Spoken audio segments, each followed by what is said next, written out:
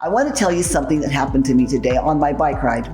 I was out on the road just that goes past our house, and it's a couple miles down the road. It gets very narrow. The whole road's pretty narrow, not heavily traveled, but it gets really narrow. There's a crosswalk in the school and some landscaping in the middle and that kind of thing. And there's not enough room for only just a car barely to get through there. And so on my bike, I'm in the lane, as I have a right to be in. I'm entitled to be in, have to be both morally and legally, I can be there. But as I got through, it was only maybe 50 feet, 100 feet, but as I got through there, just as I got through it, this pickup came roaring past me, pulling a trailer, and both the man and woman in this truck, he's leaning over her, they're both got their faces, him almost out the window, her out the window, and they're just screaming, yelling at me. I don't know even what they were saying. They were just yelling and going on and on.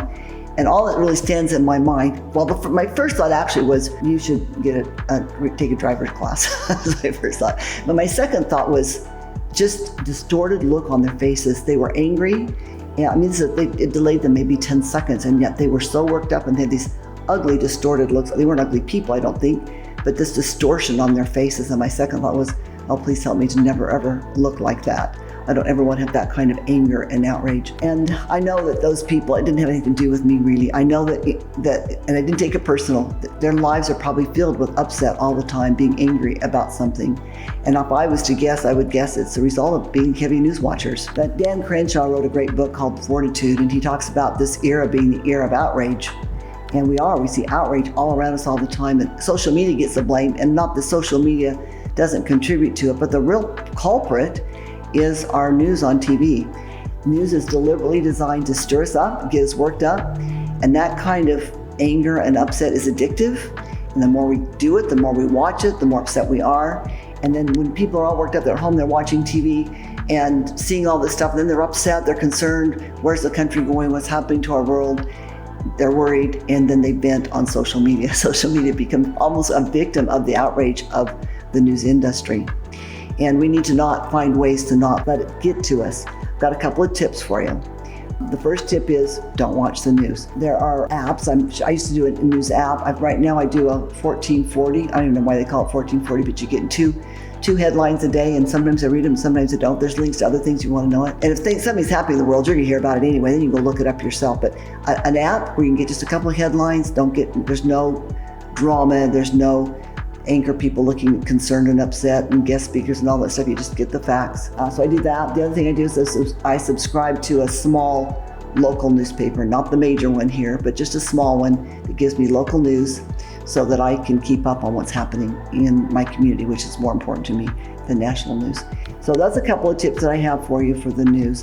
One more tip I have for you is people don't really care what you think about politically and about anything really unless they ask.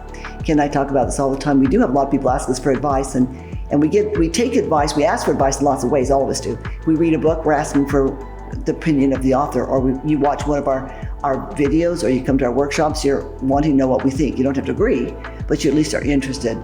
But unless somebody shows some interest in asking you what you think about, they don't care. And especially if you disagree with them, they don't care. So I find it best to just check my opinions and keep them to myself unless somebody asks, especially in the world of news. And with all the outrage, that's the best way we can stem the tide of outrage. So those are a couple tips for you. If you've got some tip, please leave it in the comments. I do want to leave you with one last story though on my bike ride.